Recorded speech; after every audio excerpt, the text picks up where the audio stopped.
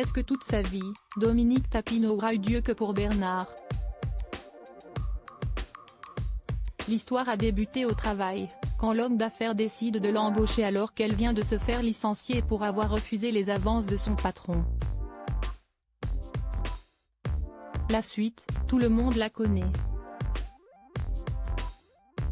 Dominique et Bernard Tapie tombent amoureux l'un de l'autre et ne se quitteront plus jamais après un mariage de rêve en 1987, à Corfou en Grèce. De cet amour sont nés Laure et Sophie.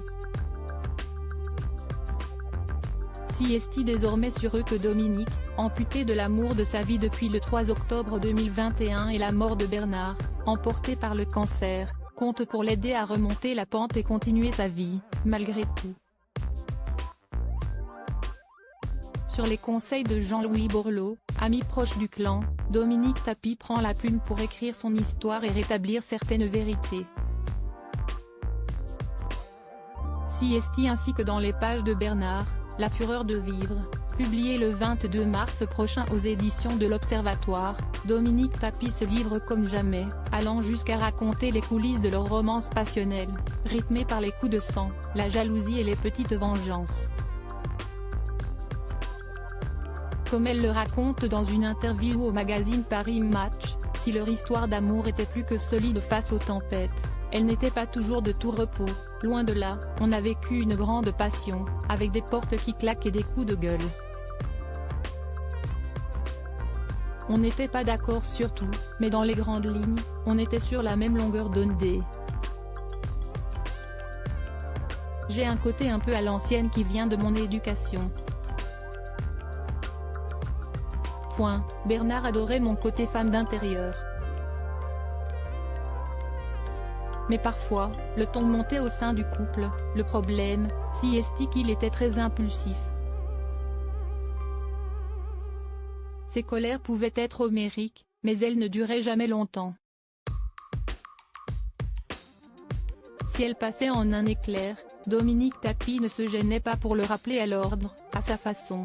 Je laissais passer l'orage et après je lui faisais payer, raconte-t-elle toujours à l'hebdomadaire. Je suis partie plusieurs fois, mais il revenait toujours me chercher. Une manière de fonctionner qui a porté ses fruits au vu de la longévité de leur mariage. Nous étions tous les deux très jaloux. Dominique Tapie admet qu'elle avait aussi des défauts de son mari, nous étions tous les deux très jaloux et exclusifs. Quand elle se sentait en danger, elle n'attendait pas pour passer à l'action. Bernard avait beaucoup de succès auprès des femmes. Il m'est arrivé plusieurs fois de débarquer à l'improviste dans ses bureaux quand je sentais qu'il y en avait une qui approchait de trop près. L'une d'elles portait d'ailleurs le nom d'Ophélie Winter. À l'époque, ils se côtoient de manière purement professionnelle pour les besoins du tournage du film Homme-Femme.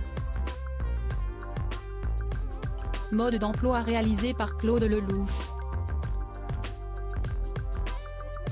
Mais leur proximité est loin de plaire à l'épouse de Bernard qui le met en garde, le bruit a couru qu'il avait une idylle avec Ophélie Winter.